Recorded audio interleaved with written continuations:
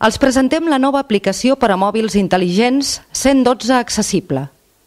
En primer lloc, cal descarregar-se l'aplicació, clicar al damunt del codi QR. A continuació, introduir el codi d'activació. L'aplicatiu ja està activat amb l'idioma del telèfon de l'usuari. Tot seguit ja es pot seleccionar el tipus d'operatiu que cal activar, bombers, serveis sanitaris o policia. El telèfon mostra a continuació els pictogrames que recullen les principals i més comunes emergències que fan que els ciutadans truquin al telèfon 112.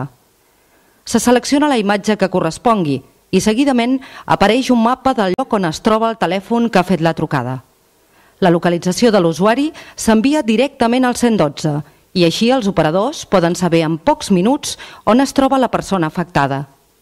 Un cop rebut l'avís de l'emergència al 112, el telèfon de l'usuari rep un missatge de confirmació de la trucada, alhora que se li comunica que els cossos d'emergències ja són de camí.